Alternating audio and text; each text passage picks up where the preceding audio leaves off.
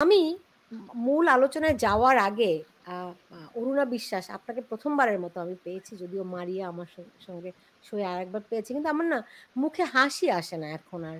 বাংলাদেশে যে অন্ধকারের ঘনঘটা দেখি, আমার আমার আ আমি বলার কোনো ভাষাও খুঁজে পাই না যে কি দিয়ে একে ব্যাখ্যা করা যায়। অ্যা মানুষের মতভেদ থাকে, রাজনৈতিক পার্থক্য থাকে। কিন্তু ফ্যাসিজম বলতে যা বোঝায় তা এখন বাংলাদেশে যেভাবে করে চলছে এবং সবচেয়ে ভয়ঙ্কর যেটি মুক্তিযুদ্ধকে কাঠগড়ায় দাঁড় করানো হচ্ছে, মুক্তিযোদ্ধাদেরকে কাঠগড়ায় দাঁড় করানো হচ্ছে যে যদি বাংলাদেশ সে সময় স্বাধীন না হতো ৭১-এ তাহলে আমাদের মুক্তিযোদ্ধারা হতেন সন্ত্রাসী, বিচ্ছিন্নতাবাদী। ঠিক আজকে এই ৫৪ বছর পরে তাদের বিরুদ্ধে যখন সন্ত্রাস বিরোধী আইনে মামলা দেয়া হয়, তখন এই প্রশ্নটি আসে কিনা যে সেই পরাজয়ের প্রতিশোধ নিতে বাংলাদেশে তাদের যারা দখলদার, বাংলাদেশে তাদের যারা প্রতিনিধি রয়েছে, তারা তাদেরকে নতুন করে সন্ত্রাসী আখ্যায়িত করছে কিনা? অরুণা বিশ্বাস। ধন্যবাদ আপনাকে। অনেক প্রোগ্রাম আমি দেখি। মানে প্রথমেই আমার যে অপেক্ষার কথা আমি বলি, যারা আমাদের এই ৫ই আগস্টের পরে যে সংকট, যে ভায়োলেন্স আমাদের দেশে তৈরি হয়েছে, তাদের বিরুদ্ধে যারা কথা বলছে, যারা দেশের পক্ষে, যারা মুক্তিযুদ্ধের পক্ষে কথা বলছে, স্বাধীনতার পক্ষে কথা বলছে, তাদেরকে মনে হয় যে তারা সবাই আমার রক্তের ভাই। এটা হচ্ছে আমার উপলব্ধি এবং এটা আমার আবেগের জায়গা। আসলে সন্ত্রাসীরা তো তাদের শেষ চেষ্টা দিয়ে চেষ্টা করবে যে তারা যে অন্যায় করেছে, যে দেশটাকে নিয়ে তারা ছিনিমিনি খেলতে চেয়েছিল, এটার জন্য তারা স্ট্যাবলিশ করতেই চাইবে যে তারাই সঠিক ছিল এবং মুক্তিযোদ্ধা বা মুক্তিযুদ্ধ এটা আমাদের সঠিক ছিল না। কারণ তারা তো স্বাধীনতায় বিশ্বাস করে নাই। স্বাধীনতা বিশ্বাস করে নাই, তারা বিশাল একটা গোষ্ঠী। তারা সারা জীবন আ আমাদের স্বাধীনতার বিরুদ্ধে কাজ করেছে। কিন্তু দুঃখজনক হলেও আমরা যারা স্বাধীনতার পক্ষের মানুষ, যারা আমাদের বয়োজ্যেষ্ঠরা আছেন, যারা আমাদের আম গুরুজন, তাদের কাছে আমার একটা জিজ্ঞাসা যে তারা কেন এখনো পর্যন্ত তাদেরকে চিনতে পারেনি? চিনতে পারে নাই এবং তারা দিনের পর দিন আমাদের দেশে রাজ করবার চেষ্টা করেছে এবং তারা কিন্তু স্বাধীনতার পক্ষের মানুষের সাথে, স্বাধীনতার পক্ষের দলের সাথে মিলে মিশে একাকার হয়েছিল। যেহেতু আমি শিল্পী, আমরা কিন্তু জানতাম যে এই মানুষটা এরকম, এই মানুষটা এরকম, ওই মানুষটা এরকম। কিন্তু যেহেতু আমি শিল্পী, আমাদের কিছু যেহেতু আমরা সুস্থ পরিবারে মানে সুস্থ, সুন্দর, শিষ্টাচার শিখে বড় হয়েছি যে পরিবারে আমার জন্ম, আমাকে কিন্তু আলাদা করে শেখাতে হয়নি যে বাংলাদেশ কি, মুক্তিযুদ্ধ কি, বঙ্গবন্ধু কি, পতাকা কি, মানচিত্র কি, এগুলো আমাকে বোঝাতে হয়নি। আমি জন্মের থেকে শিখে, শিখে বড় হয়েছি। সো আমরা জানি এরা এরকম। কিন্তু আমাদের তো আসলে ওই যে সীমা লঙ্ঘন করতে পারি নাই বা করা উচিত ছিল না। আমরা করি নাই। কারণ আমাদের বয়োজ্যেষ্ঠরা আমাদেরকে সেভাবে শেখায় নাই। শেখায় নাই বলেও কিন্তু আমরা তাদের সাথে কাজ করে গেছি ক্রমাগত। আমি তো ওভার 50 রাইট নাও। সো আমি জানি। কিন্তু ওই যে শিষ্টাচার, বাঙালির যে কিছু আ শেখার আছে যেমন শিষ্টাচার, সৌহার্দ্য, সহমর্মিতা, সম্মান, সম্প্রীতি এগুলোকে ডিঙাতে পারি নাই। পারি নাই বলেই কিন্তু আজকে আমাদের চুপ করে দেখতে হচ্ছে লতিফ সিদ্দিকীর গায়ে হাত, হুম, মুক্তিযোদ্ধাদের গায়ে হাত, গলায় জুতার মালা, গালে থাপ্পড় এবং কারা? যারা একদম ভয়ঙ্কর সন্ত্রাসী, যারা এই দেশকে চায় নাই। আমার একটা প্রশ্ন, আপনি আমেরিকায় থাকেন, আমি কানাডায় থাকি, আমাদের অনেকেই। যে কোনো মানুষ যখন একটা দেশে ঢুকে যায়, ধীরে, ধীরে তো সেই দেশের প্রতি তার প্রেম হয়, শ্রদ্ধা হয়, ভালোবাসা হয়। আমরা শিখি, থেকে যাই, ভালোবেসে যাই এবং মনে হয় এটাই আমার দেশ। কানাডা আমার দেশ। আপনি নিশ্চয়ই ভাবেন কি আমেরিকা আপনার দেশ। তো যেই দেশে আমার জন্ম হয়েছে, যেই দেশে আমার নারীপোতা আছে, সেই দেশটা কেন আমার হবে না? আমি তো এখনো বুঝি না যে যারা এই দেশে জন্ম নিয়েছে, তারা কিভাবে এই দেশের বিরুদ্ধে কথা বলে, দেশের বিরুদ্ধে আন্দোলন করে, এই দেশটাকে একেবারে মানে দেশের সমস্ত কিছু যেইখানে দেশটা যাচ্ছিল সেইখান থেকে কিভাবে টেনে হিচড়ে নামিয়ে আজকে ধূলিসাৎ করে দিচ্ছে এই সম্মান, এই মর্যাদা। বাংলাদেশকে আজকে মানুষ এত ভয় পাচ্ছে কারণ সবাই ভাবছে এটা একটা সন্ত্রাসীর দেশ হয়ে গেছে। এটাই হচ্ছে আমাদের দুর্ভাগ্য, যে দেশে জন্ম নিয়েছে তারা এই দেশটাকে ভালোবাসতে পারে নাই, তারা ভালোবাসে ওই পাকিস্তানকে। এটা অদ্ভুত একটা দেশ, যেই দেশ পাকিস্তান, ওদের সারা পৃথিবীতে এখন দেখা যাচ্ছে ওরা ভিক্ষা করার জন্য সারা পৃথিবীতে যাচ্ছে, বিলিয়ন বিলিয়ন ডলার তারা ভিক্ষা করে ইনকাম করছে, তারা আমাদের দেশে এসে ফুলের মালা দিয়ে তাদেরকে বরণ করা হয়। কি অদ্ভুত জাতি আমরা, কি অদ্ভুত মানুষ আমরা, অবাক লাগে আমার কাছে সত্যি। আমারও খুব অবাক লাগে। বা মারিয়া খিসপটা আমাকে যদি বলতেন এই আন্দোলনে অনেক শিল্পীরা অংশ নিয়েছিলেন, আজকে যাদেরকে এই ধরেন লতিফ সিদ্দিকী, আপনি জানেন তিনি আওয়ামী লীগ থেকে বহিষ্কৃত ছিলেন। তাকে তিনি কত তীব্র ভাষায় শেখ হাসিনা সরকারের সমালোচনা করেছেন। আহ, এই যে হাফিজুর রহমান কার্জন, তিনি এই আন্দোলনে অত্যন্ত সক্রিয় ছিলেন। সাংবাদিক আপনার কি মঞ্জুরুল আলম পান্না, তিনি খুব তীব্র ভাষায় খুব সক্রিয়ভাবে অংশগ্রহণ করেছিলেন এই আন্দোলনে, রাইট? যারাই আটক হয়েছেন তারা প্রত্যেকে কিন্তু শেখ হাসিনা সরকারের বিরুদ্ধে তীব্র প্রতিবাদ জানিয়েছিলেন। আজকে তারাই যখন আক্রান্ত, সেই দলের সেই দলের বলতে যারা শেখ হাসিনার বিরুদ্ধে অবস্থান নিয়েছিলেন, পতন চেয়েছিলেন, তাদের অনেকেই আছেন শিল্পী সমাজের। এবং আমরা বাংলাদেশে যে একটা জঙ্গিবাদের উত্থান দেখছি, উত্থান মানে কি, সত্যি কথা বলতে কি যতখানি খবর বাংলাদেশে পাই, বাংলাদেশ থেকে পাই, তাতে করে তো এখন তাদেরই রাজত্ব, তাদেরই জয় জয়কার, জঙ্গি জামাতি রাজাকারদের জয় জয়কার সব জায়গায় চলছে। তো শিল্পীরা সবচেয়ে সংবেদনশীল মানুষ, যে কোনো সমাজের সবচেয়ে সংবেদনশীল মানুষ হন শিল্পীরা, রাইট? হ্যাঁ, সেই শিল্পীদের এখন মনোভাবটি কেমন হতে পারে, তারা কি ভাবছেন এখন এই এদেরকে আটক করতে দেখে? একই দল গোত্রীয় তো তারা। আহ, আমি ব্যক্তিগতভাবে তাদের বিষয়গুলো সেটা বলতে পারবো না, কারণ তাদের সাথে কথা হচ্ছে না, তাদের সাথে মত বিনিময় হচ্ছে না। আহ, যে আমি বলতে পারবো, কিন্তু কিছু কিছু যারা আমার সাথে জড়িত আছেন, আমার সাথে কানেক্টেড, তাদের মনোভাবটা তো অবশ্যই বুঝতে পারছি। তারা তো এই বিষয়টাকে কোনোভাবে পজিটিভলি নিতে পারছে না। আর নিবে কি করে? এটা তো নেওয়ার মতো কোনো বিষয় না, তাই না? পজিটিভলি নেওয়ার মতো কোনো সাবজেক্ট তো এটা না, যে এরকম ভাবে আমাদের দেশে মুক্তিযোদ্ধাদেরকে অপমান করা হচ্ছে, জাতির পিতাকে অবমাননা করা হচ্ছে, জাতির পিতার ভাস্কর্যের উপরে পেশাব করে দেওয়া হচ্ছে। এগুলো তো মেনে নেওয়ার বিষয় না। এগুলো অবশ্যই হৃদয় বিদারক বিষয়, এবং অনেকে এর মধ্যে দিয়ে তা খুব কষ্ট পাচ্ছে আমার মতো করে, কিন্তু সামনে এসে বলতে সাহস পাচ্ছে না।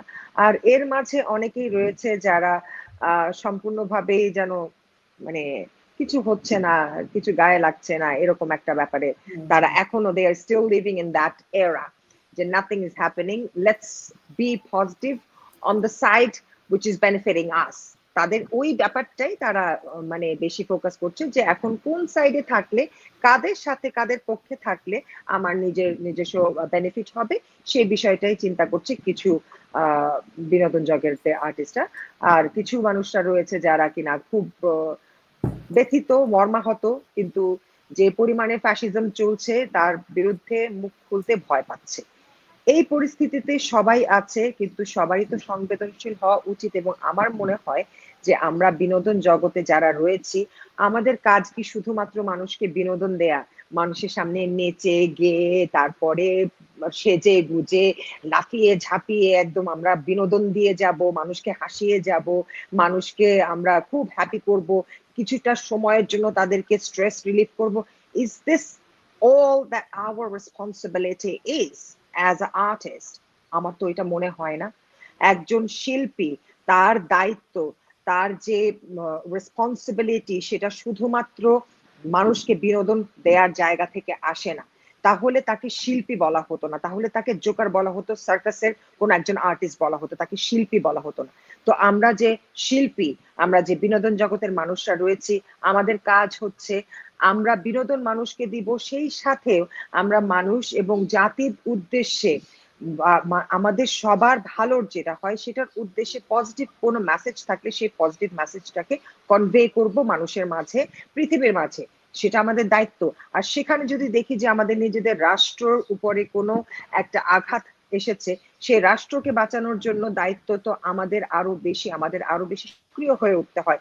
কারণ যেহেতু আমরা বিনোদন জগতের মানুষ, আমরা শিল্পী, আমাদের শৈল্পিক চিন্তার ধারণাটা সাধারণ মানুষের তুলনায় একটু আলাদা, আমাদের দেখার ভঙ্গিটা একটু আলাদা, সেই দৃষ্টিভঙ্গিটা আমরা মানুষের কাছে পৌঁছে দেওয়ার ক্ষমতা এবং সুযোগ রাখি। কারণ when there is hundreds or like 50 press in front of you standing and you have the time and you have the scope to talk about it, কেন এটাকে আমরা ব্যবহার করব না? আর সাধারণ মানুষের কাছে তো 50টা 100টা প্রেস দিয়ে তো দাঁড়ায় না, তাদের সামনে তো তাদের কথা শুনতে চায় না, তাদের বক্তব্য আসে না। তো সেই জায়গাটায় তো তাদের ওই প্রিভিলেজটা নেই একটা সাধারণ মানুষের, কিন্তু একটা শিল্পীর সেই প্রিভিলেজটা আছে। তো শিল্পীরই দায়িত্ব যখন একটা প্রয়োজন আসে, কোনো ক্রাইসিস যখন আসে, সেই ক্রাইসিসটাকে নিয়ে কথা বলা এবং ক্রাইসিসটায় যেই বিষয়টা জরুরি, সেই জরুরি বিষয়টার মেসেজটা মানুষের মাঝে কনভে করা। কিন্তু এই মুহূর্তে আমরা দেখছি যে আমাদের তো মত প্রকাশ কি ভাব প্রকাশ, আমাদের কথা বলাটাই হয়ে গেছে মহা অপরাধ। মানে কথা বলতে পারবো, কিন্তু শুধুমাত্র তারা যা চাইবে, তাদের মত অনুযায়ী, তাদের ভালো লাগা অনুযায়ী আমরা কথা বলতে পারবো, কিন্তু তাদের ভালো লাগার মতো যদি কোনো কথা না হয়ে থাকে, তার এগেনস্টে যদি কোনো কিছু হয়ে থাকে, তখনই আমরা দালাল, তখনই আমরা ফ্যাসিস্টের দোসর, তখনই আমরা ভারতের দালাল এসব বলে আখ্যায়িত হব। এবং এই যে মুক্তিযুদ্ধের পক্ষে কথা বলতে গিয়ে তারা একটা সভা আলোচনা করতে গিয়েছিলেন ৭১ মঞ্চ, সেখানে গিয়ে তাদেরকে আজ আখ্যায়িত হতে হচ্ছে সন্ত্রাস বলে হয়েছে। আজকে এই দিনটা বাঙালি হয়ে বাংলাদেশে থেকে বাংলার বুকে দেখতে হবে ৫৪ বছর পর, স্বাধীনতা ৫৪ বছর পরে এই দিনটা দেখতে হবে, এটা তো কখনো কল্পনা করিনি, এটা তো কখনো দুঃস্বপ্নেও আসেনি।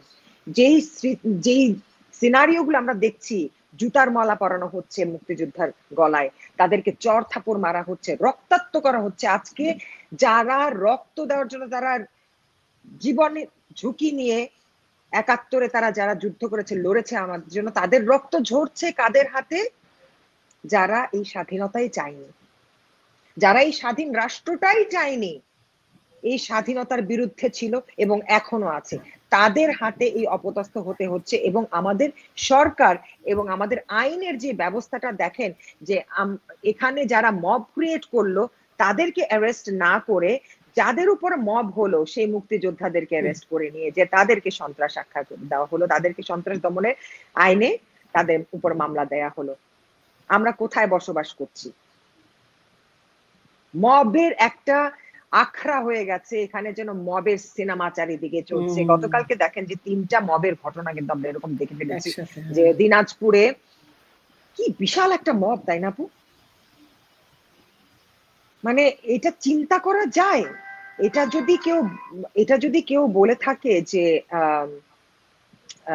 এই মবটা আসলে পরিকল্পিত ছিল না, কিংবা হুট করে কোনো মানুষ এসে এরকম করে মানে উত্তেজিত হয়ে গিয়ে তারপরে মবটা করছিল, সেই বিষয়টা তো আসলে আমি ভাবতে পারি না। কারণ শত শত জনতার মব কি করে মানে এটা হয়, আমি এটা বুঝি। আমার একটা প্রশ্ন আছে।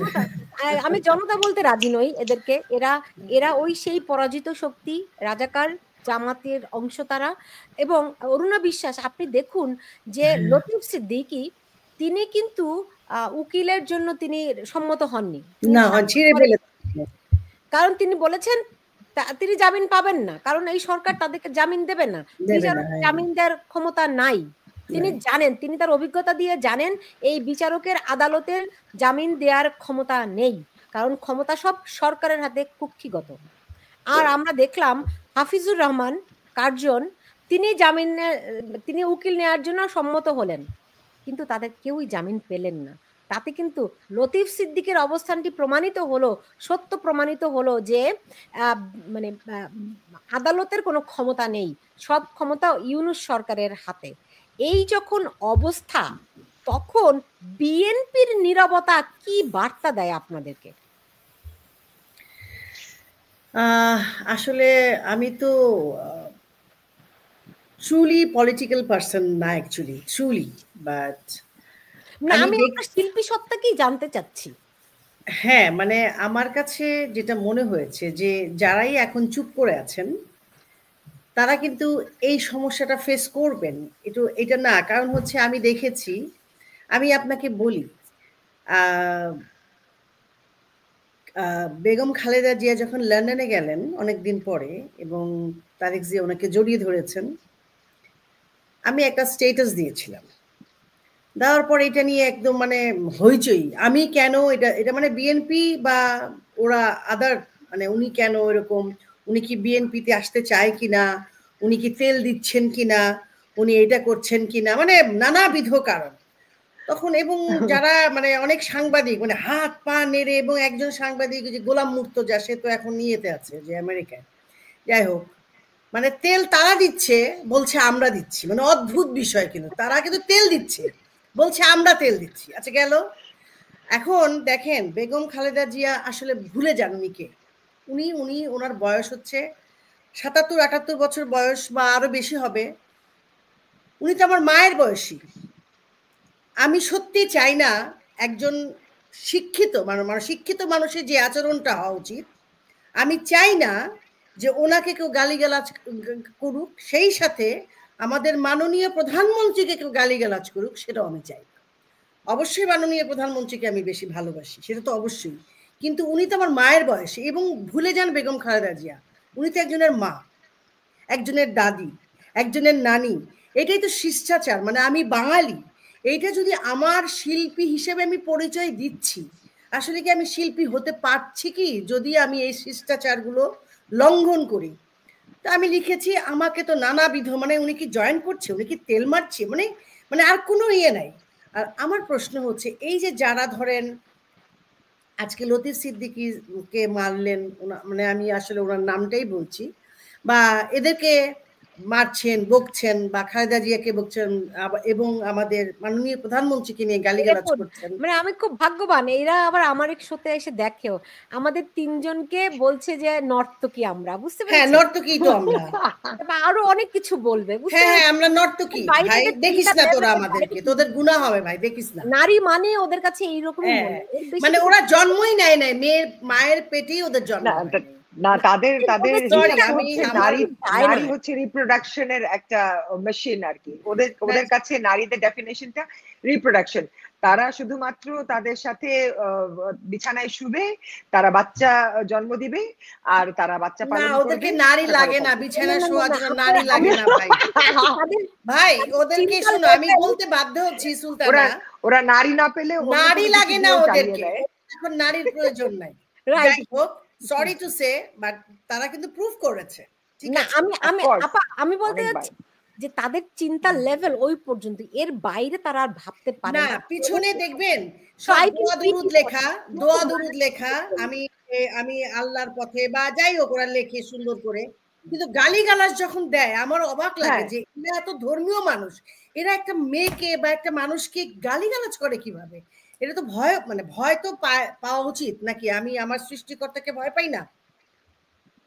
এই হলো সেইটাই। ঘটনা, মানে অবাক। যাই হোক, যেটা বলছিলাম সেটা হচ্ছে, আমি শিল্পী, আমি এই যে ৫ই আগস্টের পরে আমাদের শিল্পীদের যে, মানে আমাদের শিল্পীদের যে অবস্থান, আমরা কিন্তু জানি কোন কোন শিল্পী বিএনপি করে, আমরা কিন্তু জানি। কিন্তু কোনোদিন সেই শিল্পীদের সাথে আমাদের কোনো মানে মানে অশ্রদ্ধার সম্পর্ক হয় না। কেউ যদি ছোট হয় তাকে আমরা স্নেহ করেছি, কেউ যদি আমাদের বড় হয় তাকে শ্রদ্ধা করেছি, সে যদি আমার সমবয়স্ক হয় তাদেরকে কিন্তু আমি না, আমরা আমাদের ভালোবাসার জায়গাটাই দিয়েছি। না হলে সেদিন দেখলাম, পরশুদিন দেখলাম একটা কথা, মানে বিএনপির কিছু শিল্পী, কয়েকজন শিল্পী টোকায় মুকায় নিয়ে আসছে, আনার পরে দাঁড়ায় একটা শিল্পী বলতেছে, সে একটা বিখ্যাত পরিবারের জামাই, সে বলতেছে যে আপনারা যখন স্ট্যাটাস দিচ্ছেন 15ই আগস্টে, তার আগে আপনাদের তো সন্তান আছে, আপনারা সন্তানকে জবাই করে দিয়ে তারপরে আসতেন। দেখেন ওর ভাষাটা শোনেন। অথচ এই 15 বছর সে বিভিন্ন আওয়ামী লীগের, যারা আওয়ামী লীগের ট্যাগ বা মুক্তিযুদ্ধের পক্ষে বা বাংলাদেশের পক্ষে, তাদের সবার ছবিতে কাজ করেছে, নাটকে কাজ করেছে। তার হাহাকার, তাকে কেউ ভালোবাসে না, তার পরিবারের কেউ ভালোবাসে না। কিন্তু এইটা যে তার নেচার, মানুষ কিন্তু তাকে চেনে এবং জানে আসলে তুমি কে, তুমি কি। এই জন্য তোমাকে কেউ কাজে নিতে চায়নি, আমরা নিয়েছিলাম। সে বলছে অবলীলায় যে যারা মুক্তিযুদ্ধের পক্ষে মানে আপনারা দিচ্ছেন, আপনারা আপনাদের সন্তানকে জব করে আসবেন, তারপরে আপনারা। অথচ আমার একটা শব্দ নিয়ে যেই পরিমাণ সারা বাংলাদেশকে ওরা কাঁপিয়ে দিয়েছে, আমি আসলে হতবাক।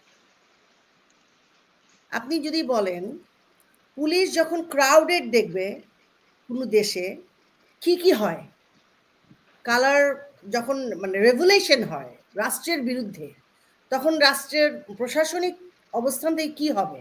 হয় রবার্ট বুলেট ছুড়বে, গরম পানি দিবে, রঙের পানি দিবে, তাই তো দিবে। আর গরম পানি তো সেরকম না, হালকা সেরকম। এইটাকে তারা একটা অস্ত্র বানালো যে আমি ছাত্রদের উপরে এটা দিতে বলেছি। এবং এরা কারা? এই 15 বছর আওয়ামী লীগের মানে আওয়ামী লীগের লুঙ্গির নিচেই ছিল। এখন আমার প্রশ্ন, আওয়ামী লীগ এদের বুঝতে পারে নাই কেন?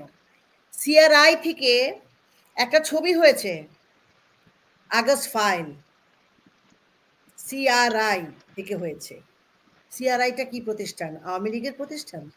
সেটা দেশের মানে ধরেন সাইবার যে ঝামেলা, সাইবারের যে সমস্যাগুলো এগুলো দেখার জন্য সিআরআই যেটা হয়েছে।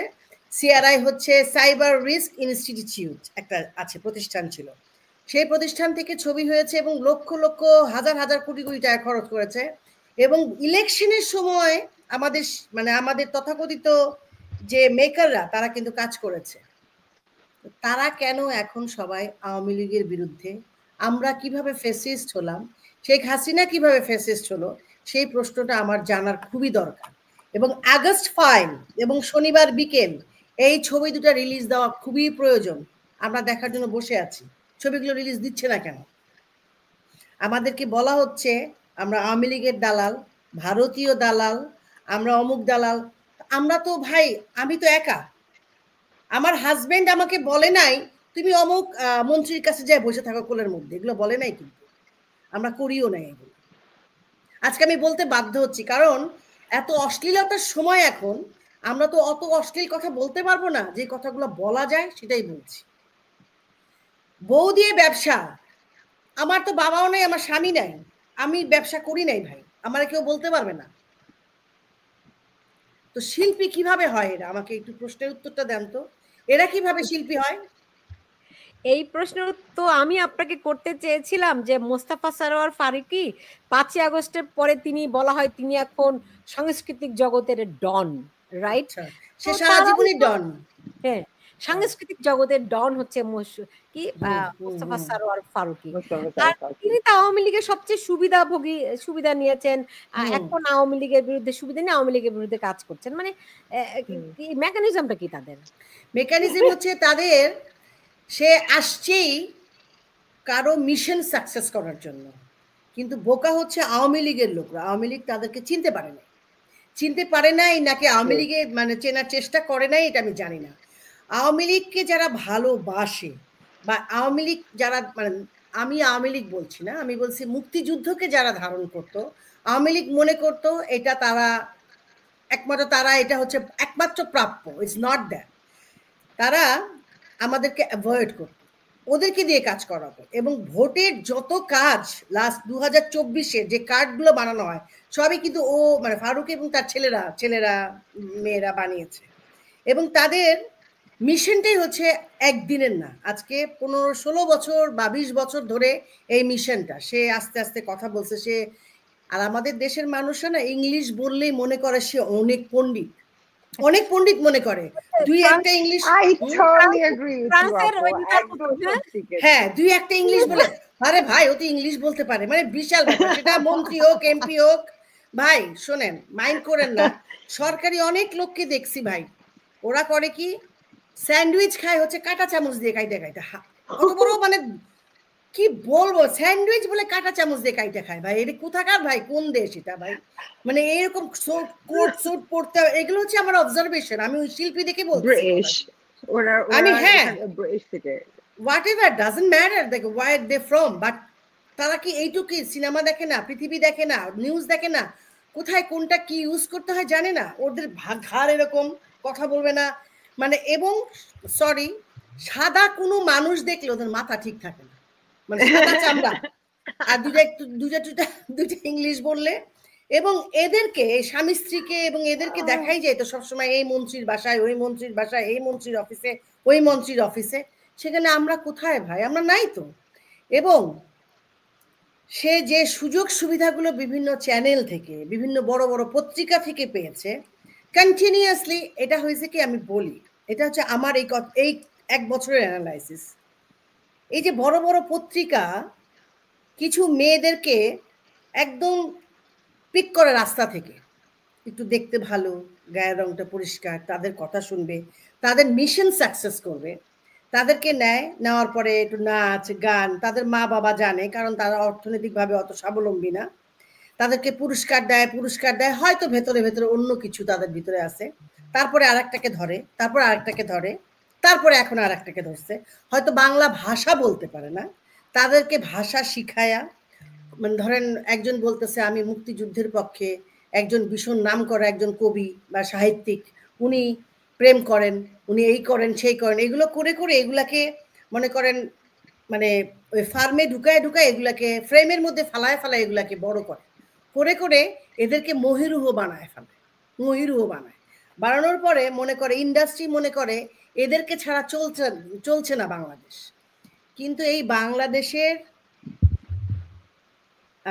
বাংলাদেশের শিল্প সাহিত্য কালচারাল ফিল্ড, এত মানুষের অবদান আছে, এত শিক্ষিত মানুষের অবদান আছে, এত এত স্বয়ংসম্পূর্ণ, এটা ওরা ভুলাতে জাস্ট ৩-৪ জনের মধ্যে নিয়ে আসছে, একদম ৩-৪ জনের মধ্যে ইন্ডাস্ট্রি নিয়ে আসছে। এবং যারা আমরা মুক্তিযুদ্ধের পক্ষে বা আমরা যারা সচেতন মানুষ, যারা আমরা সত্যি শিল্প সাহিত্যকে ভালোবেসে আজকে এই জায়গায় কাজ করতে এসেছি, দেশকে ভালোবেসেছি, তাদেরকে ওরা আমাদেরকে মানে সিটিজেন মনে করছে, বাট ১ নাম্বার সিটিজেন মনে করছে না আমাদেরকে। যার জন্য ওরা এই যে ২-৩ জন, আমাদের ফিল্মেও কিন্তু সেই জিনিসটা আছে। আমাকে একটু কয়জন বলুন, এত এত বছর ধরে তারা, হ্যাঁ, আপনি বলছেন অনেক বছর ধরে তারা একটু একটু করে এই পথে হ্যাঁ, এগিয়েছে, তাই তো? তো কেউ আপনারা টের পেলেন না? আওয়ামী আমরা লীগের তো টের পেয়েছি। ওকে, আওয়ামী লীগ টের পাইলো কেমনে? আমাদের পাপন না কি নাম ওনার, পলক, উনি কি টের পায় নাই? বা দীপু, উনি কি টের পান নাই? ওনারাই তো সবচেয়ে বেশি প্রশ্রয় দিছে এদের। এবং এখন আমি তো তো দেখেছি। এখন তো এখন তো বরুণা বিশ্বাস, এখন শুনি যে তারা, আপনি যে ২টা নাম বললেন, তাদের ব্যবসা বাণিজ্য বাংলাদেশে এই জামাতি লোকেরাই দেখে, এই সরকারের লোকেরাই দেখে। Not unlikely, not unlikely. যে আমরা তো হচ্ছে, আমরা কিন্তু কুয়ার ব্যাং, আমরা জানি না কিছু, আমরা খালি লাফাচ্ছি কথা বলছি, দেশকে ভালোবাসি বলে। দেশ ছাড়া তো আসলে আমাদের কাছে কিছু নাই। যার জি, জন্য এই মানুষগুলো এদেরকে এত প্রশ্রয় দিয়েছে, এবং এরা অর্থনৈতিকভাবে এতটাই স্বাবলম্বী, যার জন্য আমাদের ওই ওই ওই জায়গাটা নাই যে তাদের সাথে আমরা যুদ্ধটা করব।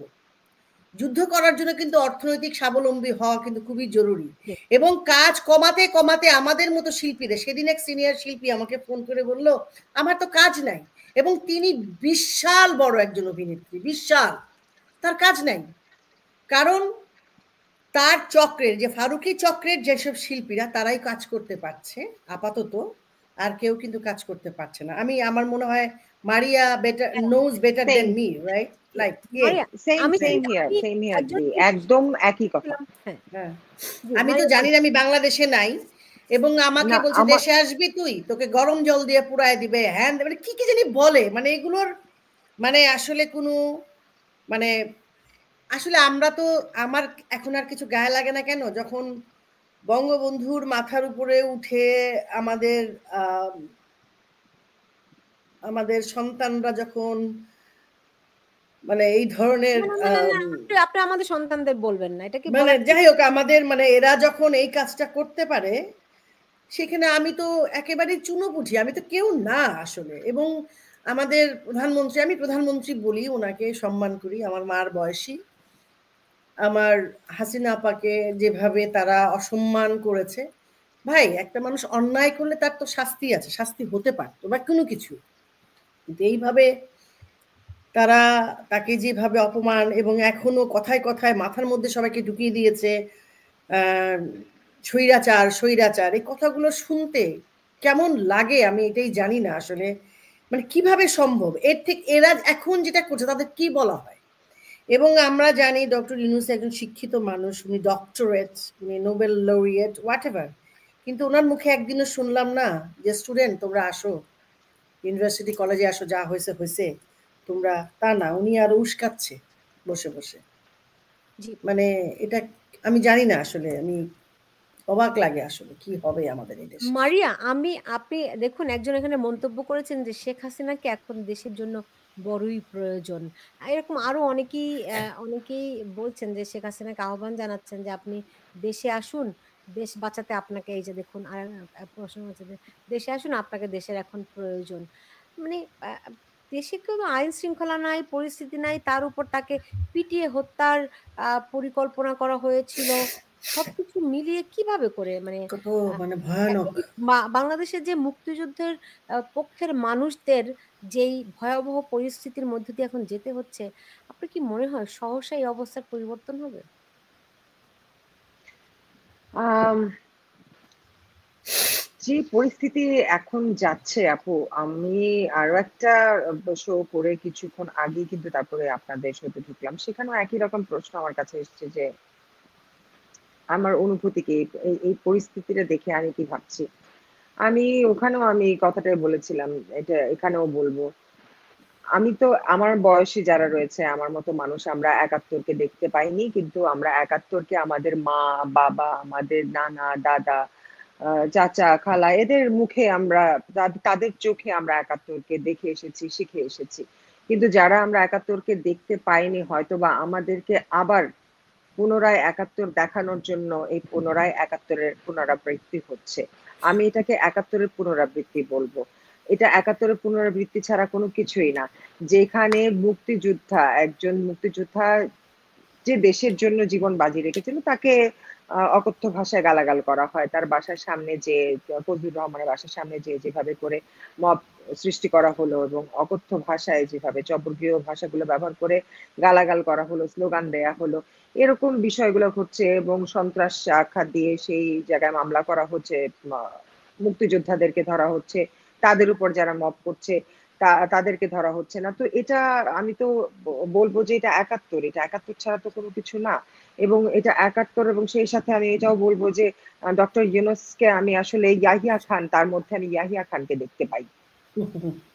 আমি ৭১ দেখতে পাই এবং ডক্টর ইউনূসের মাঝে ইয়াহিয়া খানকে দেখতে পাই। এটা যদি বলে থাকি আমি অরুণাদির কাছে বলব, এটা কি খুব ভুল বলেছি দিদি? না খুব ভুল মানে বলেছি আমি? ওনাকে মানে ওনার প্রতি আমি আসলে ওনাকে কখনোই পছন্দ করতাম না, সিরিয়াসলি। আমার কেন জানি, আমি কিছু কিছু মানুষকে কেন জানি কখনো, মানে হয় না এটা যে হতেই হ্যাঁ উনি পারে, তাই, এটা স্বাভাবিক। হয় আর কি। কিন্তু ওনাকে দেখে আমার কখনোই মনে হয়নি উনি পারফেক্ট পারসন, আমার মনে হয়নি, সত্যি কথা। তো যাই হোক, উনি নোবেল লরিয়েট, উনি ওনাকে মানুষজন, মানে বিদেশি মানুষরা না আসলে কাগজ কত খুব পছন্দ করে, যারা এখানে পাসপোর্ট পায় তারা কিন্তু কাগজটা দেখে, মানুষটাকে হ্যাঁ, দেখে। হ্যাঁ, এবং বিদেশে এই যে টাকাটা অনেক চেনে, আসলে ডলারটা খুবই চেনে, যার জন্য এই দেশে সবই সম্ভব। যদি ডলার পায় তাহলে এই দেশে সব হ্যাঁ। সম্ভব। হয়তো বলা যায় না যে একটা মানুষ, কিন্তু তারপরও কোথায় জানি একটা ছিল, একটা মানুষ তো দেশটাকে এইভাবে মানে শেষ হয়ে যাচ্ছে দেখার পরেও, মানে উনি এত মানে নিশ্চুপ কিভাবে, এটাই তো বুঝতে পারতেছি না। কিভাবে এত এবং এটা চুপ কোথায় সব বলছেন? তারার মতো। না, না, না, সব না, সে তো এনজয় করছে। তার মানে সে মানে আমাদেরকে না, তাদেরকে ইন্সপায়ার করছে, জাস্ট ডু ইট। কারণ ওনারা একটা শব্দ বলেছে না, এখানে শহরেই হয় নাকি, শুধু গ্রামেও তো হয়। তার মানে তুমি গ্রামেও অ্যাটাকটা করো। যখনই কোনো রাজনৈতিক নেতা বলবে এই সব ঠিকঠাক আছে, খবরদার, কোনো কিন্তু সংখ্যালঘুদের উপর অত্যাচার করা যাবে না কিন্তু, তার মানে তুমি ওইটা করো। রাজনৈতিক কথার অর্থ হচ্ছে just go and do it. ওনার মতো একটা মানুষ, মানে একটু আশা ছিল যে উনি হয়তো অন্তত যাই হোক যা হয়েছে প্রথম দিকে, এখন না, মানে প্রথম দিকে অ্যাটলিস্ট মনে হয়েছে না দেখি হয়তো ঠিক হবে, হয়তো ঠিক হবে, বোঝার সময় লাগে একটা মানুষের।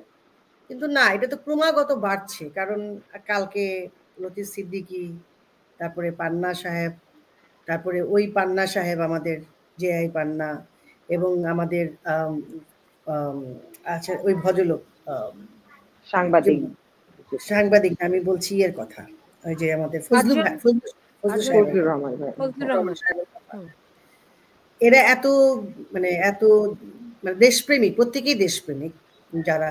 শোনেন, আমি একটা জায়গা বাচ্চাদের সম্পর্কে কিন্তু আমিও লিখেছিলাম মারিয়া, আমিও কিন্তু বলেছিলাম যে বাচ্চাদের পক্ষে আছি, বাচ্চা তো সন্তান, তো আমাদের সন্তান।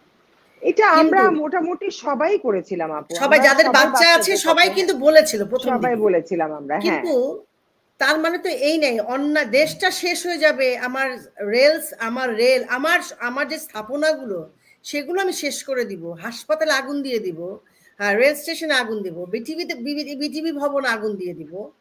তো সেখানে মানুষ চুপ করে আছে। ওরা কি বুঝতেছে না যে আসলে ওদেরও সবকিছু ওই যে সামান্য ক্ষতির মতো, যে ওলো সহচরী জেলে দে আগুন, ওলো সহচরী শীত নিভাইব অনলে, মানে তারা এখন শীত নেভাচ্ছে, সামান্য ক্ষতি রবীন্দ্রনাথের, ওনারা এখন শীত নেভাচ্ছে, কিন্তু এই যে আগুনটা সেটা যে তাদের গায়েও লাগবে সেটা কিন্তু নিশ্চিত। সরি, আমি তোমার কথার মাঝখানে কথা বলে দিলাম। আমি করেছিলাম, আপনি যেটা বলছিলেন যে আপনার কাছে মনে হয় ৭১-এর পুনরাবৃত্তি হচ্ছে, আমি এভাবে বলি না, আমি বলি যে ৭১-এর অমীমাংসিত দ্বিতীয় পর্যায়ে হয়তো চলছে, তাই না? মানে সেকেন্ড সিজন, আমরা যদি বলে থাকি যে ওয়েব সিরিজ দেখি না আমরা, যে first season, second season, third season, so this is the second season of 71। কালকে আমাকে একজন মুক্তিযোদ্ধা আমাকে বলছিলেন, আমার অনেকের সঙ্গে কথা হয়তো, তো একজন বলছিলেন যে we won the battle but defeat the war, মানে আমরা ৭১-এর ব্যাটলটা আমরা জিতেছি কিন্তু আমরা পরাজিত হয়েছি, এখন সেটি চলছে। আসলে কি আমরা বাঙালি জাতি পরাজিত হয়ে যাব? আমার মনে হয় না আপু, আমি এখনো পর্যন্ত বাঙালিতে বিশ্বাস করি, আমি এখনো পর্যন্ত বাঙালি সে মুক্তিযুদ্ধের আদর্শ, সে বাঙালির রক্ত গরম করা বাঙালিকে আমি এখনো বিশ্বাস করি, যে বাঙালিরা শেখ মুজিবের সেই ভাষণ, ৭ই মার্চের ভাষণকে এখনো পর্যন্ত ধারণ করে। এই বাঙালিরা আছে, আমাদের মাঝে আছে, এবং কোটি কোটি মানুষের মাঝে সেই বাঙালিরা এখনো বেঁচে আছে। বাঙালি একটা জাতি আপু, যারা কিনা লম্বা সময় ধরে দাবিত হয়, ধৈর্য সহ্যের ক্ষমতা অনেক বেশি, লম্বা সময় ধরে অত্যাচারিত এবং দাবিত হয়, কিন্তু যখন তারা মাথা চাড়া দিয়ে ওঠে, যখন তারা বলে এনাফ ইজ এনাফ, তখন কিন্তু আর কোনো কিছু দেখে না, তখন কিন্তু ওই বঙ্গবন্ধুর কথাই মাথায় চলে আসে, যার যা আছে তাই নিয়ে প্রস্তুত থাকো। আর ৭১-এ যেভাবে নেমেছিল, যার যা কিছু ছিল, মানে ছুরি, কাছি, বল্লম, মানে শাবল, যা পেয়েছিল সেভাবে করেই নেমে পড়ে। তো বাঙালি এখনো পর্যন্ত সেই বাঙালি আছে, ঘুমন্তর আছে। এরা যেদিন জাগ্রত হবে, যেদিন গর্জে উঠবে, সেদিন সেই পরাজিত শক্তির পরাজয় আবারও হবে। আমার এই বিশ্বাসটা আছে, আমি আশা রাখি এখনো পর্যন্ত। জি, অরুণা বিশ্বাস, এই যে মানে এনাফ ইজ এনাফ, আর কত হলে আমাদের মনে হবে যে এনাফ ইজ এনাফ? এখন আমি শুনেছি বাংলাদেশে নদীতে লাশ ভাসে মাছের পরিবর্তে, গড়ে প্রত্যেক মাসে ৩০ থেকে ৪০টির মতো লাশ পাওয়া যায়, অজ্ঞাতনামা, কার লাশ, কার ভাই, কার বোন, ঘরে ঘরে ধর্ষণ হচ্ছে। তো কবে হবে এনাফ ইজ এনাফ? মারিয়া বলল যে বাঙালি, এখন বাঙালির মধ্যে জন্ম তো এখানেই, তার মানে তো সে বাঙালি, মানে জন্ম তো তার এখানে। আমি কালকে একটা দৃশ্য দেখলাম, সম্পত্তির জন্য দুই ভাই এবং বাবা মা সহ একটা ছেলে চোখ উঠায় ফেলতেছে। এটা কি করে সম্ভব? আমি জানি না এটা কি করে সম্ভব। এবং হাসতে হাসতে তারা ওই যে কি জানি বলে শাবল না কি দিয়ে মারতেছে, একজন একজনের হাত কেটে ফেলতেছে, ছুরি দিয়ে এরকম করে খোঁচাচ্ছে, দেখা যায় না, মানে আমরা সাধারণ মানুষ সেটা দেখতে পারি না। আমার ছেলে আমাকে প্রায়ই বলে যে তুমি এই দেশে তোমার জন্ম, এই দেশে তুমি জন্ম নিয়েছো, এরা এরকম করে এইভাবে, মানে আসলে এই দেশের বাচ্চারা যতই বলি এরা তো এইসব দেখতে পারে না। তার মানে কি এখানে ক্রাইম হয় না? ক্রাইম হয়, এখানে কিন্তু বিচারও হয়। আমাদের দেশে তো বিচারই নাই, কারণ এখন মানে বোঝা যাচ্ছে যে কিছু মানুষ ভালো থাকবে আর সবাই জানি একজন একজনের পেছনে লেগে থাকবে, গৃহযুদ্ধ হবে। না হলে আগে তো অনেক মানুষকে আমরা চিনতাম যে এইটা ক্রাইম করে এসছে বা ক্রাইম করেছে, কারো বাড়িতে কারো বাসায় এইভাবে আক্রমণ আমি তো দেখি নাই ভাই। ঘরে ঢুকে যাচ্ছে মানুষ, ঢুকে যে সব নিয়ে নিচ্ছে। এটা কি ধরনের ভাই দেশ? এটা কি, এটা কি মানে? আর এত লোভী কেন আমাদের দেশের মানুষ? এত লোভী কেন? আমার আরেকজনের জিনিসের প্রতি আমার তো লোভ হবে কেন? আরেকজনের বিছানায় যে আমার শুতে হবে কেন? আরেকজনের খাবার আমাকে ছিনিয়ে এনে খেতে হবে কেন? আমরা তো সেই অভাবী দেশ ছিলাম না। 5ই আগস্টের আগে তো আমাদের দেশের মানুষ তো সেই অভাবী ছিল না। আমরা জানি যে আগে বস্তির মানুষদেরকে বলতে শুনতাম যে গরুর মাংস খেতে পায় না, কিন্তু আমরা কিন্তু এখন দেখি, মানে আমরা মানে হাসিনা আপার সময় দেখেছি অনেকেই বলে আমরা কিন্তু গরু মাংস খাই, সপ্তাহে 2 দিন খেতে পারে, মাছ খেতে পারে। এবং প্রত্যেকেরই রিক্সা চালায়, তারা যে ইনকাম করে বা তার ওয়াইফ একটা বাসায় কাজ করে যে 8,000, 10,000, 15,000 টাকা পর্যন্ত তারা যে স্যালারি ড্র করেছে। আমি গুলশান বরেনের কথা বলছি না, আমি ধানমন্ডি বা অন্যান্য উত্তরার এলাকায়। কথা বলছি। মানে আমি যেটা দিয়েছি 8,000, 10,000, 12,000 তাদেরকে দেখেছি। তার মানে কি এখন তো আমি বাংলাদেশে থাকতাম, আমি তো নিজেই 8,000 টাকা আমার ইনকাম নাই, তা আমি দিব কোত্থেকে? আমি বুঝাতে পারলাম? মানে শিল্পীদের অবস্থাও তাই হয়েছে।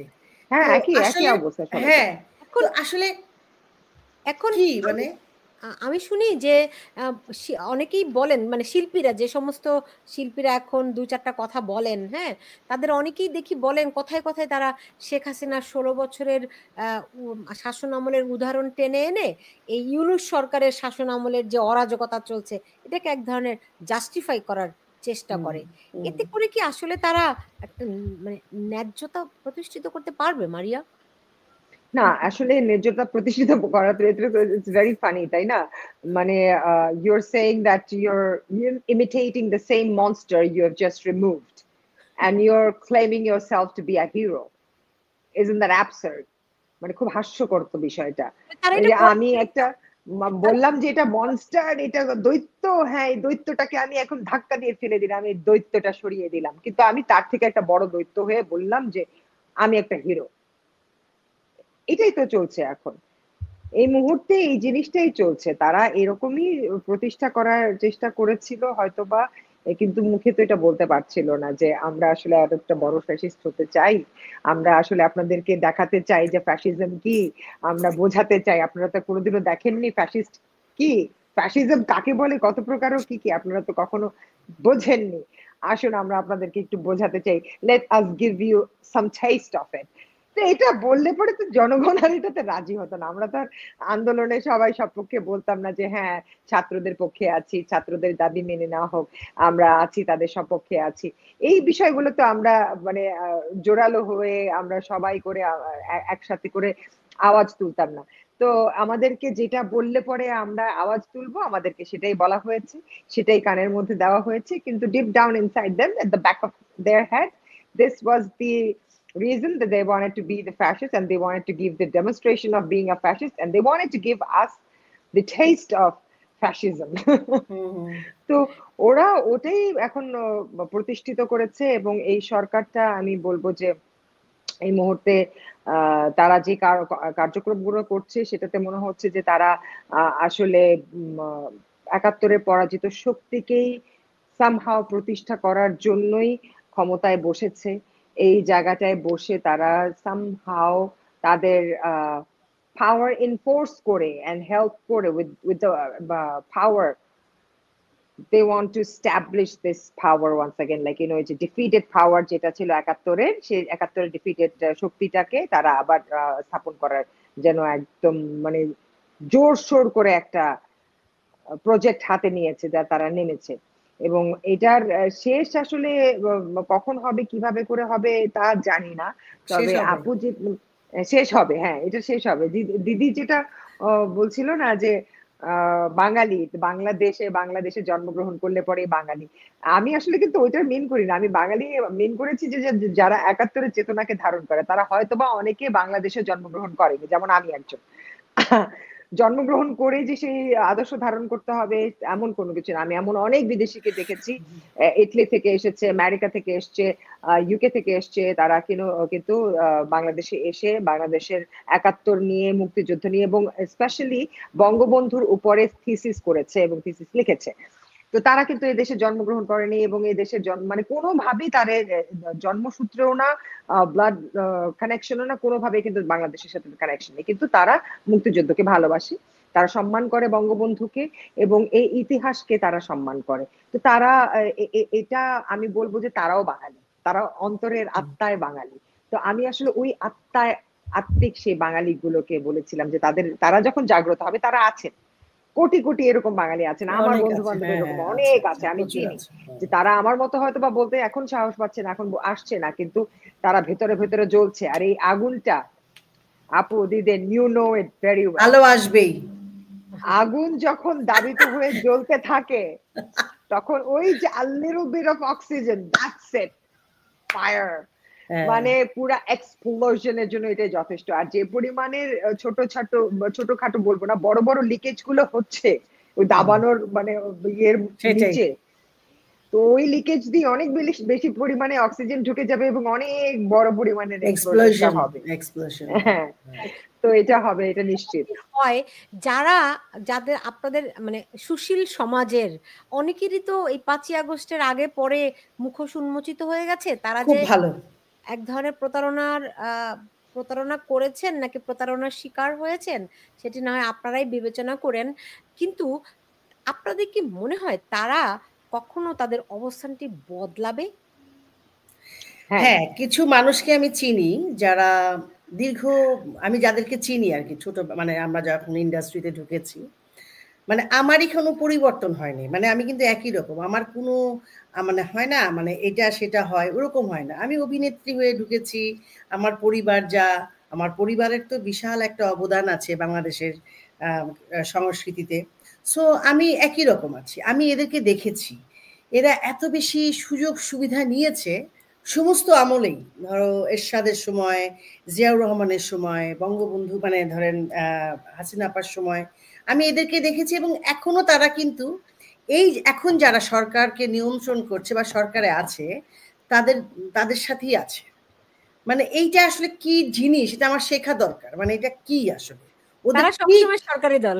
প্রায়োরিটাইজ গিরগিটি দিদি, এটা হচ্ছে গিরগিটি। এই যে এখন আমেরিকা থেকে এসে ছবি বানাচ্ছে। কিন্তু এর আগেও কিন্তু হ্যাঁ, ছবি বানিয়েছে। একজনকে চিনি, মানে সবাই চেনে।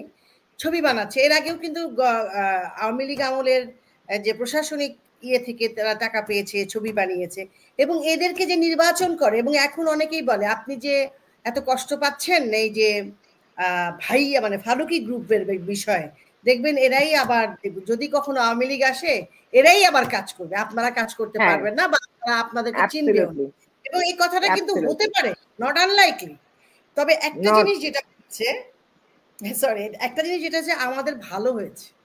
আমরা চিনতে পেরেছি যে তোরা কারা। মানে হ্যাঁ, সবসময় তো সুযোগ নেয় মানে একটা মেকআপ দিয়ে বা মাস্ক পরে থাকে ওই মাস্কটা খুলে গেছে। আমরা জানি অনেকেই কথা বলছে না সেটা বলছে না। কিন্তু তার আকার ইঙ্গিত বোঝা যায় সে মুক্তিযুদ্ধের পক্ষের মানুষ বা বাংলাদেশের পক্ষের। আর কিছু মানুষ আছে ছিল মুক্তিযুদ্ধের পক্ষে এখন কিন্তু মুক্তিযুদ্ধ ফ্যাসিস্ট হয়ে গেছে। এখন শেখ হাসিনা একদম। ফ্যাসিস্ট। তাই না? এখন তো শেখ এখন হাসিনা, হ্যাঁ, এখন শেখ হাসিনা ফ্যাসিস্ট। অথচ মানে এমন কিছু ব্যক্তি আছে কিন্তু দিদি, যারা কিনা মানে মা বলে ডেকেছে শেখ হ্যাঁ, হাসিনাকে হ্যাঁ। মা, কিছু আমি মা, পাওয়ার জন্য। আমার মা, মা, হ্যাঁ, আপনি আমার আমার মা, আমার আপনি আমার সংসারটা ঠিক করে দেন। মানে ঠিক এইরকম। করে দেন, মানে এরকম একটা অবস্থা। অদ্ভুত এখন মানে তারা বিষয়। আহ, হুম। শোক দিবসে বঙ্গবন্ধুকে নিয়ে কুৎসিত ভাবে পোস্ট লিখে শুধুমাত্র আরেকটা বিরোধী দলকে খুশি করবার জন্য। মানে তো আমি এতটা নবনতি হতে পারে কোনো না মানুষের, ঠিক আছে এগুলো শেখ হাসিনা ঠিক হতে পারে কষ্ট নাই, লাগে। দল ঠিক হয় নাই। ভবিষ্যতে যে দল আসবে, জানি না কারা আসবে বা কে আসবে, তারা নিশ্চয়ই সাবধান হবে এদের থেকে, আমার বিশ্বাস। মানে এইটুকু অ্যাডভাইস আমাদের দেওয়া উচিত যে আপনারা আপনারা এদেরকে একটু চেনবার আমার চেষ্টা কাছে মনে হয় হ্যাঁ এরাও খুব ভালো করে চেনে, শুধুমাত্র আওয়ামী লীগই চিনতে পারেনি, কিন্তু বাকি দলগুলো মনে হয় এদেরকে খুব ভালো মতো চেনে, এদেরকে যখন প্রয়োজন হয় তখন সেভাবে করে ইউজ করে, ব্যাস যখন তো প্রয়োজন নেই তখন বলেন, সরিয়ে রাখে। এটা এটা শিল্পী সমাজের ক্ষেত্রে শুধুমাত্র তা নয়। আওয়ামী লীগে এমন একটা স্টুপিড দল ছিল যে স্টুপিডের মতো করে তাদেরকে কলিজার মধ্যে বসিয়েছিল, একদম একদম মানে বুকটা ফেড়ে কলিজার মধ্যে বসিয়েছিল আর বলেছিল খাও, আমার কলিজাটা একটু একটু করে কুড়ে কুড়ে খাও, and that's what একদম they did. আরে এটা কি শুধুমাত্র আপনার মনে হয় কি এটা শুধুমাত্র শিল্পী সমাজে নাকি অন্যান্য সব জায়গায়, সেক্টরে? সব সব সেক্টর সেক্টরে, লাইক থেকে, সব সেক্টর, ইউনিভার্সিটির যে প্রফেসররা ধরেন সব সেক্টর। সব জায়গাতে দেখলাম, ব্যাংকে দেখলাম, ইউনিভার্সিটিতে দেখলাম, কলেজে দেখলাম, স্কুলে দেখলাম, বিভিন্ন জায়গায়, এবং সারাক্ষণ, এবং আমার আমার দেখা কিছু মানুষ হঠাৎ করে ফুলে ফেপে বড়লোক হয়ে গেল। মানে তাদের দিকে তাকাইতে লজ্জা লাগতো আমার নিজের কাছে। আমি তো শিল্পী মানুষ, আমার তো অত টাকা নাই, আমার কাজ করলে টাকা, না কাজ করলে টাকা নেই। তারপরে নাকচ তো করে টাকা নেই। আমাদের তো পলিটিক্স আছেই, মানে সিন্ডিকেট হয়ে গেছে। সত্যি কথা, একটা ওটিটি প্ল্যাটফর্মে একজন অরুণা বিশ্বাসের মতো অভিনেত্রী এখন আমরা কাজ করতে পারি নাই। হ্যাঁ, মানে কত অদ্ভুত একটা দেশে আমরা বাস অদ্ভুত একটা দেশ। এবং যেই মহিলা, আসলে সরি যেই মহিলা, সরি তুমি তো জানোই, যেই মহিলা অ্যাসিস্ট্যান্ট, থার্ড অ্যাসিস্ট্যান্ট, ফোর্থ অ্যাসিস্ট্যান্টকে ডেকে বাসায় প্রতি রাত্রে পার্টি করে, তার কাজের অভাব হয় না, কারণ তারা সিন্ডিকেট, ওই সিন্ডিকেটে তারা ওই পড়ে গেছে। সিন্ডিকেটের মধ্যে পড়ে হ্যাঁ, গেছে। এটা ইউ নো রাইট, নোটিস করেছো আই নো নিশ্চয়ই। এটা, আমি হ্যাঁ নোটিস না দিদি, এটা আমি I have been the victim of it, আমি তো এটারই ভিকটিম। হ্যাঁ মানে সিন্ডিকেট আমাদের মেনটেন করতে পারি না, বিকজ শিল্পীরা আমি মনে করি একজন শিল্পী তার নিজের শৈল্পিক যোগ্যতার কারণে একটা কাজ পাবে, অর্গানিকলি তার কাছে একটা কল আসবে কাজের জন্য।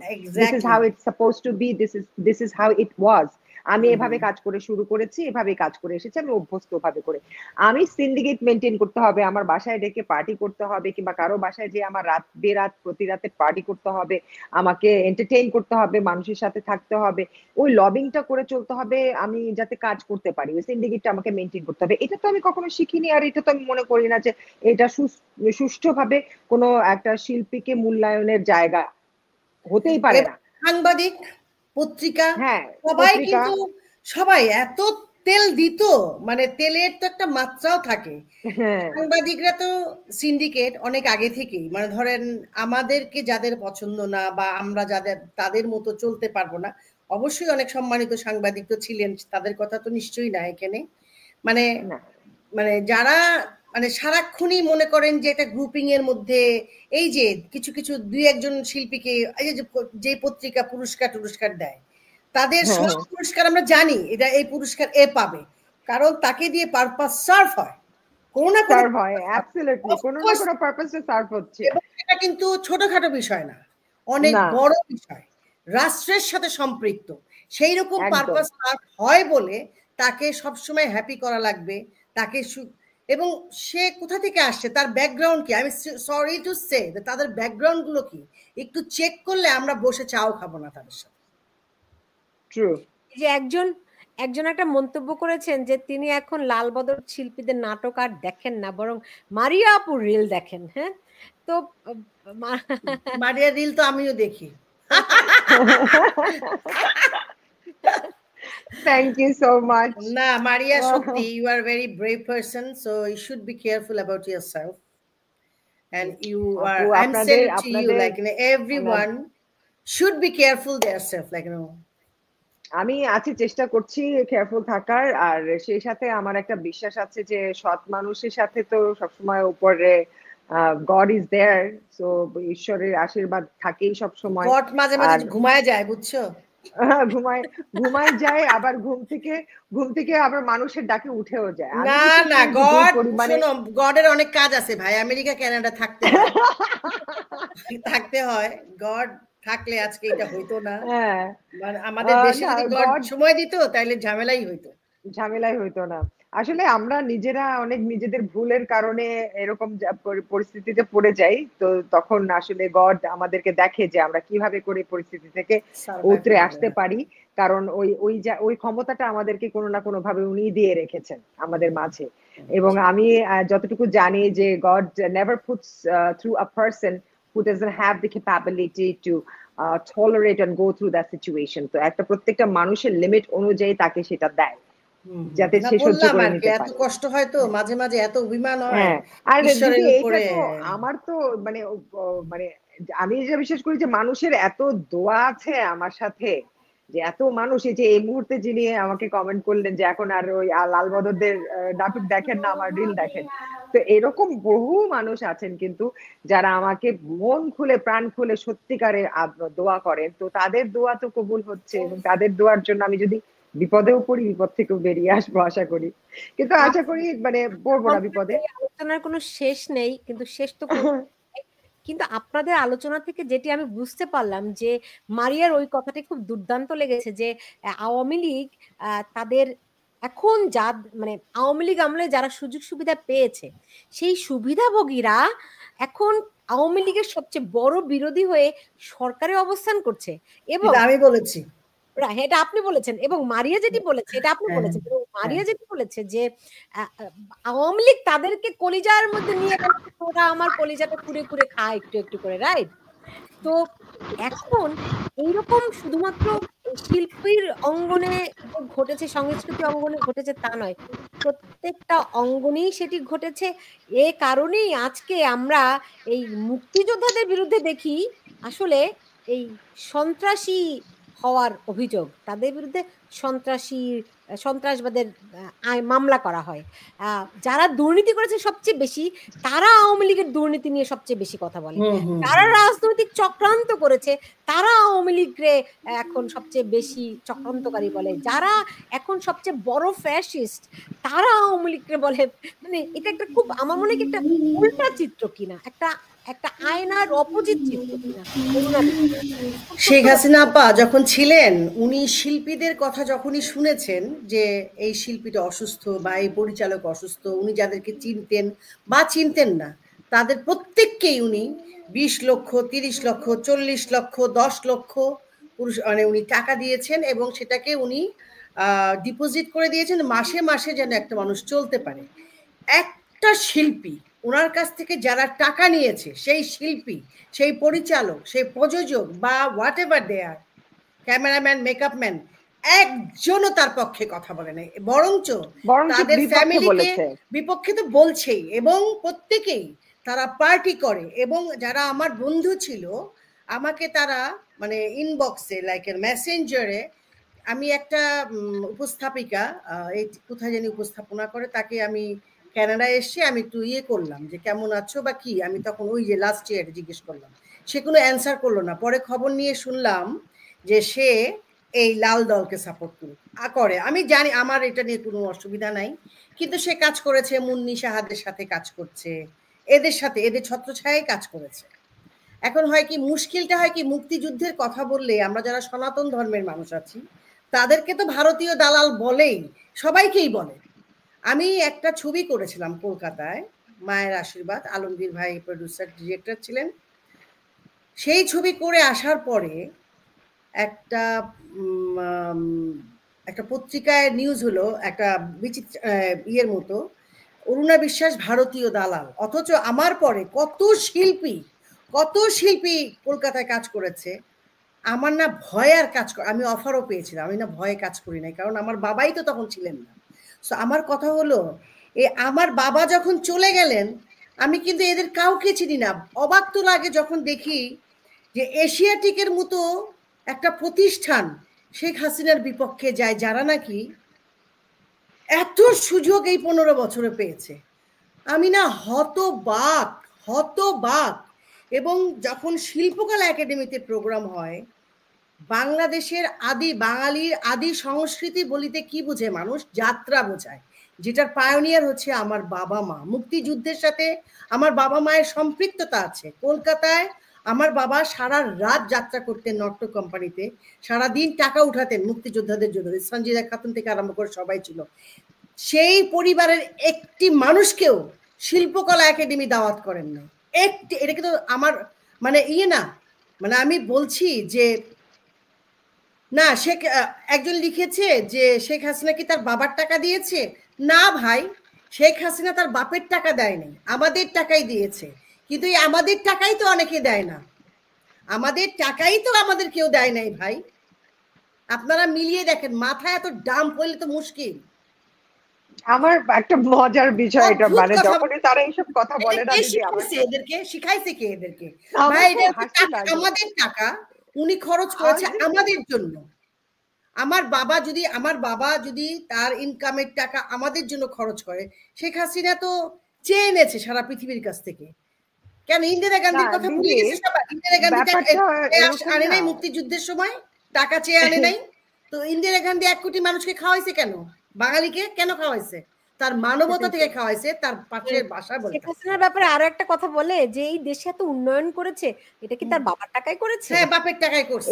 এটাই আমি একটা কথা তো হাস্যকর লাগে না, যে বাপের টাকায় করেনি, আমাদের টাকায় করেছে, উনি করেছেন। কিন্তু আমার একটা মজার বিষয় মাথায় আসে, অন্যরা তো কেউ করে নাই। ধরেন যে আমরা বাড়ি বানাই না, বাড়ি বানানোর সময় তো আমাদের আর্কিটেকচার ইঞ্জিনিয়ারকে কল করতে হয়, এবং সে এসে, আমরা অনেক সময় বিদেশ থেকে কিন্তু বড় বড় গ্লোবাল কোম্পানি যে ইনফ্রাস্ট্রাকচার কাজ করা হয়, সেই ইনফ্রাস্ট্রাকচারের জন্য কিন্তু আর্কিটেকচার ইঞ্জিনিয়ারকে বিদেশ থেকে নিয়ে আসা হয়।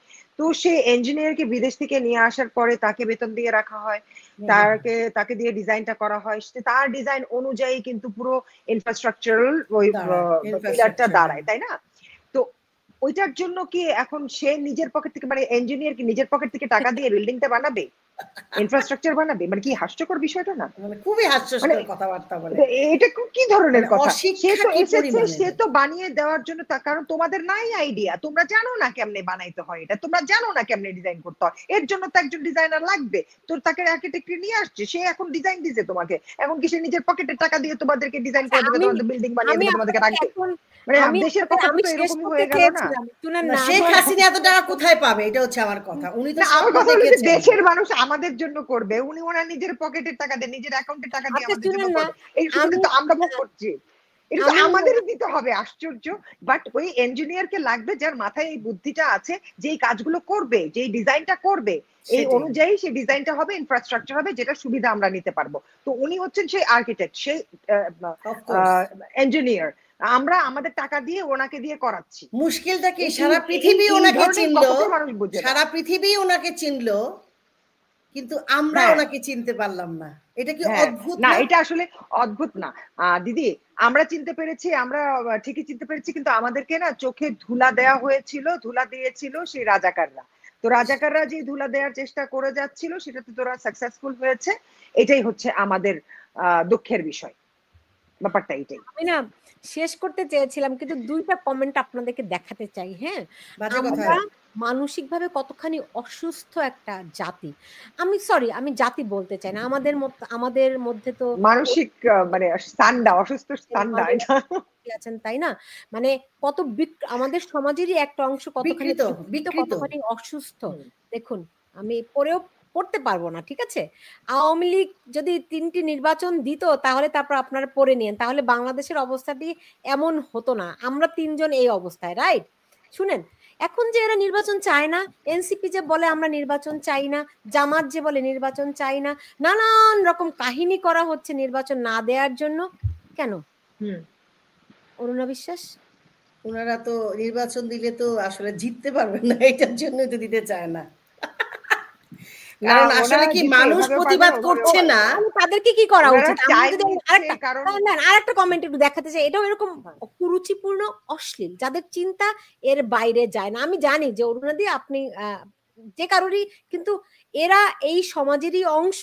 আমাদের বোঝা উচিত যে কারা এরা। দেখুন, এর নাম মোহাম্মদ আইয়ুব, আমি জানি না সঠিক না নেটিক, একসঙ্গে, মানে তার কি এত হ্যাডম আছে নাকি? ওরে শোনো, আমি সরি, আমার মানে মুখ খারাপ।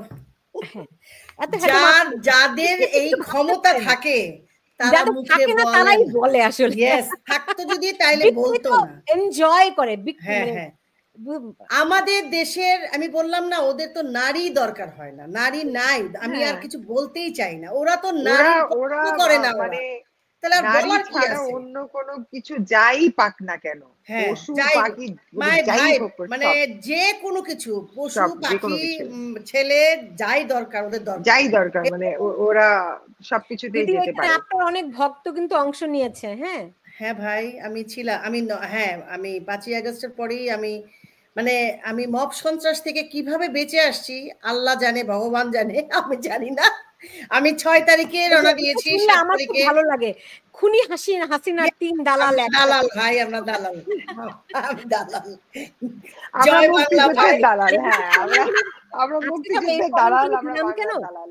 এরা এরা এত কুৎসিত, বুঝতে পারছেন? এই যে এর চেয়ে বেশি ভাবতে পারেন, ওই যে একই লোক, হ্যাঁ? নেগেটিভ কমেন্ট গুলি আমি দিলাম একটু, কারণ এরা হচ্ছে গিয়ে এরা এত অসুস্থ, এরা এর চেয়ে বেশি ভাবতে পারে ওরা না। ওদের মাকে যেভাবে দেখে হ্যাঁ, আমাদেরকে ওরা সেইভাবেই দেখে। এক্স্যাক্টলি। একটা মেয়েকে এইভাবে বলা যায়?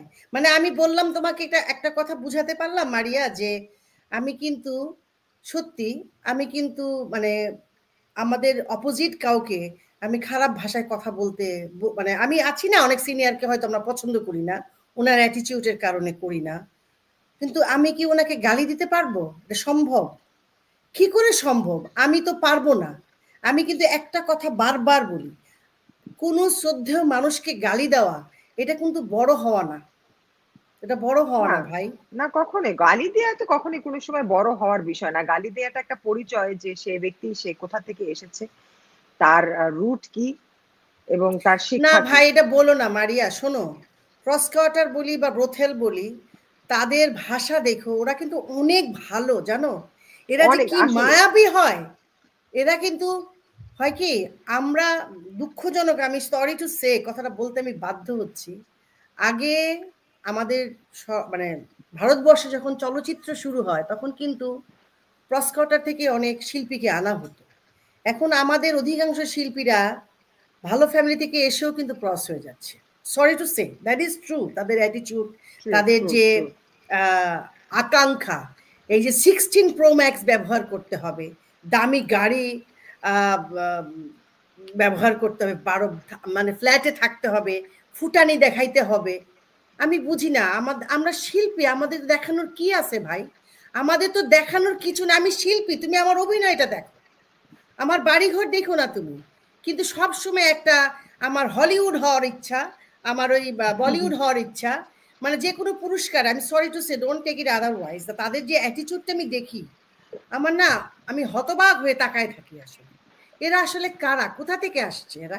এবং সাইমনটেনিয়াসলি ওদের প্যারেন্টসের দিকে তাকাবা, দেখবা ওরা কারা, তাইলে বুঝতে পারবা war they from.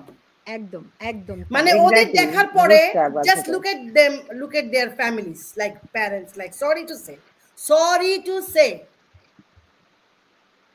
True, I totally আজকে এগ্রি উইথ ইউ। আপনারা জানেন, আপনারা দুজনে, আমি শেষ করতে চেয়েছিলাম, শেষ প্রশ্নটা দিয়ে শেষ করি।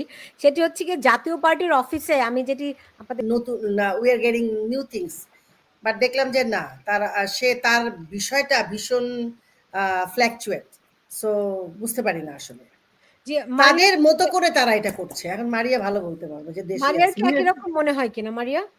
না একদম সেম। আমি ওই যে বললাম না আপুকে একটু মাঝখান দিয়ে ইন্টারাপ্ট করে, যে বাইপোলার ক্যারেক্টার হ্যাঁ। আমার কাছে পুরো একদম আর্মির যে কার্যক্রম দেখতে পাচ্ছি, সেই কার্যক্রম দেখলে পরে একটা বাইপোলার রোগীকে দেখলে যেটা মনে হয়, আমার ঠিক তাই আর্মি কার্যক্রম দেখে সেটাই মনে হয়, যে কখন কোন সময় কোন ক্যারেক্টার চলে আসবে বলা যায় না। ইটস ভেরি মানে ডিলুশনাল। মানে The entire আর্মিকে, country is going through delusion. হ্যাঁ হ্যাঁ, মানে আর্মি হচ্ছে, আর্মি শুনলেই তো একটা ভয়, একটা আতঙ্ক, সম্মান, ভয়, একটা মানে আতঙ্ক সম্মান আসার কথা। লাগতো না? মানে এখন সেটা নাই। 1 নাম্বার, 2 নাম্বার পুলিশও আর তাই। মানে কি হচ্ছে জানি না। আর পুলিশ আর্মির যে নাম এত মারা শুনলে গেল, পরে এখন ওনাদের একটা কি জোকারের ভূমিকা চেহারা এখন? চলে আসে। হ্যাঁ, মানে কিরকম না, মানে মারিয়া, আপনার আপনার কি মনে হয় যে শুধুমাত্র আর্মিকেই আপনার বাইপোলার মনে হলো, নাকি সবাইকে আপনার বাইপোলার মনে হ্যাঁ, হলো? সবাই। মেয়ে সবাই লাগবে না ওদের, কারণ কারোর মেয়ে লাগে না। রোল দে নেভার নো, হ্যাঁ, মানে কোন রোলটা হ্যাঁ, প্লে করছে। ওর কোন রোলটা প্লে করবে কখন কেউ বুঝতে পারছে না। যখন যেটা প্রয়োজন মনে হচ্ছে যেন এটা একটু সুবিধার, ওটাতে রোল প্লে করা শুরু করে দেয়। মানে আর কখনো এরকম মুড সুইং হয়ে যায়, ওয়েদারের কারণে ওদের মুড সুইং হয়, তখন বাইপোলার আরেকদিকে হাঁটা দেয়। তো এরকম মানে বোঝা যায় না কোনো কিছু। Bipolars are very unpredictable and they are always unreasonable. তো এই কাজটাই ওরা করছে। তো আমি এখানে বাইপোলারের উপরে কোনো নাম ওদেরকে দিতে পারবো না। প্রত্যেকেই এই ক্যারেক্টারটা প্লে করে আসছে।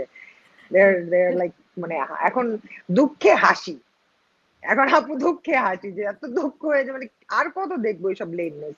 এইসব লেমনেস দেখতে দেখতে একটা মানুষের তো লিমিট থাকে, তাই না? যে আমরা একটা কমেডি মুভি দেখছি, কমেডি মুভি দেখছি দেখে এক রোতে যদি কমেডি মুভি দেখতে থাকি তাহলে কিন্তু আমার ভালো লাগবে না, মানে বোর্ড হয়ে যাবো, মনোটোনাস হয়ে যাব। হ্যাঁ, তো এইটাও এরকম হচ্ছে যে অনেকক্ষণ ধরে কমেডি মুভি দেখছি থ্রি স্টুডেন্টস, হ্যাঁ মানে দেখলাম তো, it's okay fine, now I am bored man, get three students out of my face. এখন এমন হয়ে গেছে যে আর ভাল লাগছে না থ্রি স্টুডেন্টস, অনেক বেশি বিনোদন হয়ে গেছে লাইফে, এত এন্টারটেইনমেন্ট চাই না, না এত আসলে বেশি বিষয়টা মানে এখন কমেডি চাই মনে না, হচ্ছে এখন কিন্তু একটু যারা মানে হারাচ্ছে, সিরিয়াস হওয়া উচিত। যারা হারাচ্ছে, যেই মেয়েটা তার বাবাকে হারাচ্ছে বা তার সন্তান হারাচ্ছে বা তার স্বামীকে হারাচ্ছে, মানে ভাইকে হারাচ্ছে, বা যেই পরিবারটা তার সন্তানকে লস করছে, তারা আজকে কিন্তু আমাদের মতো হাসতে পারছে না। তারা জানেও না তারা কালকে কি করবে। আমাদের হ্যাঁ, মুক্তিযুদ্ধের পক্ষের মানুষ, বাংলাদেশের পক্ষের মানুষ, কিছু কিছু মানুষ কোথায় কোথায় যে আছে, তাদের যে কত রকমের অভাব, অনটন, কষ্ট বলতেও পারছে না, আর কেউ তাদেরকে হেল্পও করতে পারছে না, কারণ সবারই তো হাত পা বাঁধা। এখন যে কি অবস্থায় আছে, দেশে বিদেশে আছে যারা, ধরো আমরা, আমার মতো যারা দুই একজন, বা আমি মনে করি আমি হয়তো জীবনে অনেক বড় কোনো ভালো কাজ করেছিলাম, যার জন্য আমি আমার মায়ের কাছে আছি, আমার ভাইয়ের সাথে আছি, আমার সন্তানের সাথে আছি। কিন্তু অনেকে তো যেতেও পারছে না। সত্যি কথা, মানে তারা তো আমাদেরই সন্তান, আমাদের সন্তান, মানে আমাদের মতো, আমাদের দেশের সন্তান। তারা কোথায় কিভাবে আছে, লুকিয়ে লুকিয়ে আছে, কোথায় আছে নিজেরাও, তার মা হয়তো জানে না, তার বাবা হয়তো জানে না। মানে একই সাথে বাবা মাকে, মানে আসলে আমরা হাসছি ঠিকই, আমরা হাসছি, আমরাও কি হাসতে পারি আপা? আমরা তো হাসতে পারি না আসলে। মানে এটা মানে হাসি বলে না আসলে। গত গত ১৩-১৪ মাস ধরে বাংলাদেশের যে প্রান্তে যে আছে না কেন, কেউ কি সেই অর্থে মন খুলে হাসতে পারছে? আমাদের শিল্পীরা পাচ্ছে, প্রতিদিন দেখি পুরস্কার দিচ্ছে। আবার অভিনয় কিছু কিছু আর্টিস্ট দেখি বিভিন্ন রকমের কাপড় চোপড় খুলেই পুরস্কার, মানে ছবি তুলতেছে। তারা আবার মানে আশ্চর্য লাগে, মানে বলে যে শিল্পীর কোনো দেশ নেই। কি করে ভয় এটা?